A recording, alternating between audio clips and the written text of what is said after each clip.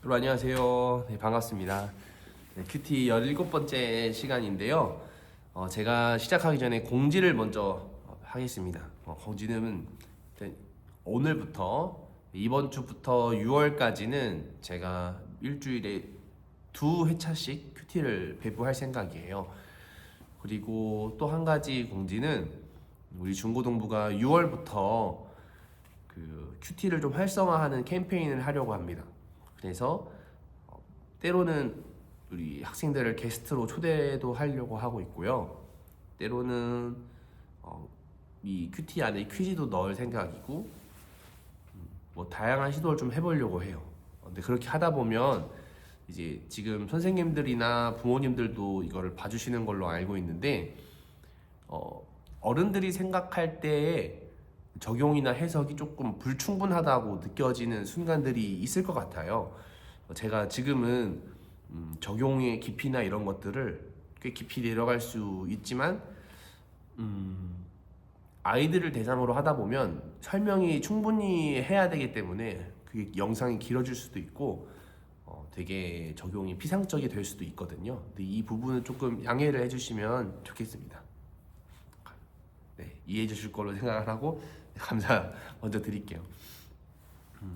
오늘은 17번째 큐티 시간으로 마가복음 3장 31절부터 35절을 이제 같이 묵상을 하게 되었습니다. 이 마가복음 3장 31절부터 35절의 오늘의 본문은 예수님이 가족에 대한 의미를 많이 확장시키는 그런 본문이에요. 예수님의 어머니가 예수님을 사역 중에 예수님을 찾아오셨을 때 제자들이 이제 알려주었죠. 예수님 예수님 어머니가 오셔요 라고 말씀을 드리니까 예수님이 누가 내 어머니냐라고 질문을 하시거든요. 예수님이 당연히 어머니도 못 알아보시는 분은 아니죠. 근데 그렇게 말씀을 하신 이유는 그 뒤 본문을 보면 또 자세히 잘 나오지만 가족이라고 하는 그 범위와 의미에 대해서 예수님이 생각하시는 바를 통해 우리의 생각을 더 크게 넓혀주시려는 의도였어요. 그럼 예수님이 이렇게 누가 내 어머니냐라고 반문하신 이유는 우리는 사실 그때도 그렇지만 이 혈육이라고 하는 피부치의 관계는 굉장히 끈끈하고 사실 사회에서 의지할 때가 가족밖에 없을 때가 많죠. 물론 때때로 가족도 의지하기 어려운 그런 전마다의 상황이 있다는 것도 알지만요. 보편적으로는 그렇죠. 근데 고대 사회에서 가족이라는 거는 지금보다 더 크고 복잡한 의미가 있는 것 같아요. 지금처럼 핵가족화 되어 있지도 않고 자녀도 많이 낳던 시절이고 그리고 대대로 가업을 물려받기도 하고 그런 가족들이었으니까요. 근데 어떻게 보면 이 혼란한 사회에 가장 안전하고 의지할 수 있는 그런 울타리인데 가족이 예수님이 그런 가족의 원래 사람들이 기본적으로 가지고 있었던 생각을 깨시면서 하나님의 가족은 하나님의 피를 잇는다 그런 불가능하잖아요. 누구를 하나님의 가족이라고 할 수 있을까? 하나님의 가족이 되면 너무 좋겠죠. 예를 들어 그냥 우리가 어떤 위대한 왕의 양자나 양녀로 입양이 되는 거예요. 얼마나 좋아요. 왕자와 공주가 되는 거니까.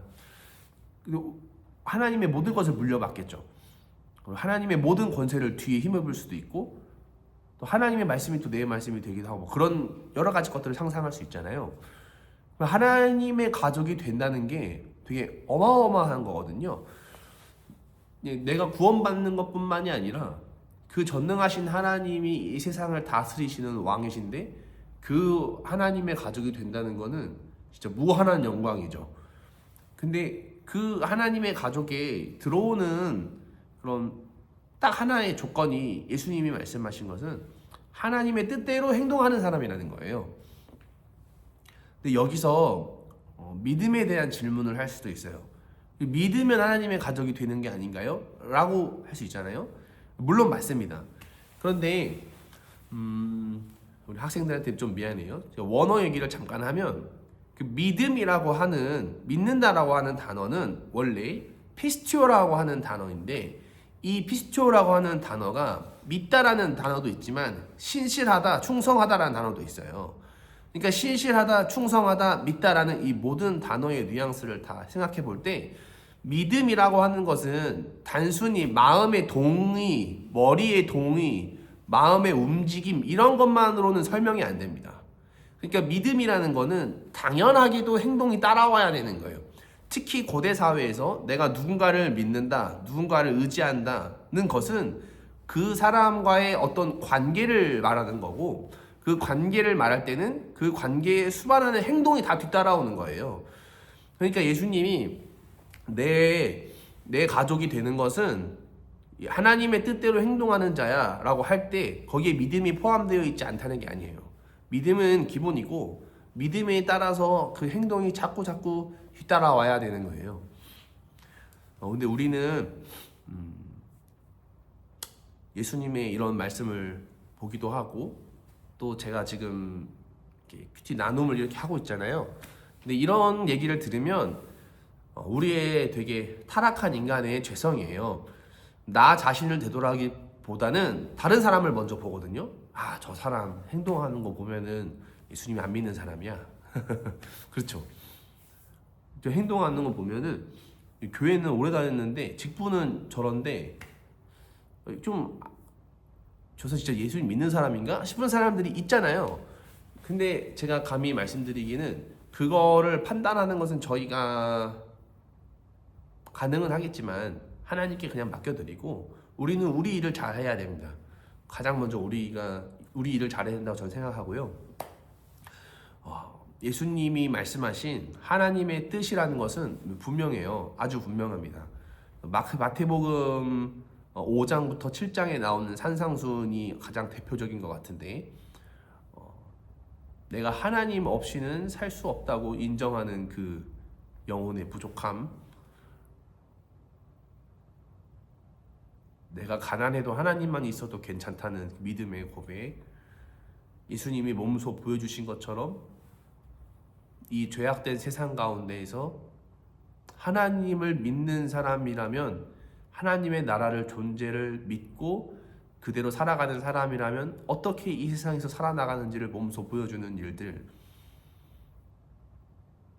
그리고 사탄의 권세에 휩싸여서 어떻게 인생을 살아나가야 하는지 모르는 사람들에게 하나님을 전하고 이 세상이 끝이 아니며 하나님이 너를 사랑하신다고 전도하는 거, 내 이웃을 사랑하는 거, 심지어는 하나님을 위해, 의를 위해, 정의를 위해 고난받는 거, 내가 청렴하게 사는 거, 그 모든 것이 내가 하나님을 드러낼 수 있는 행동이라면 다 하나님의 뜻대로 행하는 사람이라고 봐도 무방할 거라고 생각합니다.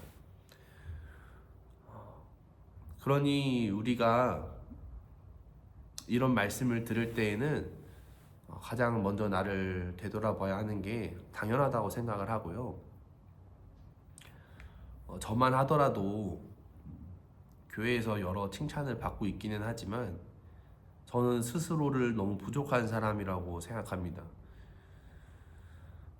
해야 하는 걸 알지만 못할 때도 많고요. 하고 싶어도 안 될 때도 많고요. 하나님이 뜻이겠거니 해도 결과가 좋지 않을 때도 있고요. 이렇게 상심할 때도 있고, 그래서 인간적인 마음에 기대하지 않으려고 할 때도 있고요. 그럼에도 지금부터 하나님은 이 자신의 나라로 들어보내실 그 잃어버린 양들을 찾고 있다고 생각을 하면 우리가 이대로는 있을 수 없다는 게 자꾸 스스로 채찍질이 되는 것 같아요. 그러니 이 말씀을 읽는 우리 성도님들과 우리 학생들은 하나님이 하나님이 역시 너는 내 아들이야, 역시 너는 내 딸이야 라고 하실 만큼 내가 그런 내 그냥 믿음에 따른 그런 행동을 정말 실천하고 있는가를 꼭 돌아보시고 그게 뭘까 궁금해 하시기를 바라고, 또 성경을 읽으시면서 기도하시면서 이게 나를 스스로를 잘 연단해 나가시면 좋겠습니다. 하실 수 있죠? 네, 그런 하루가 되시기를 바라고 오늘 17번째 큐티 가이드는 여기서 마치겠습니다.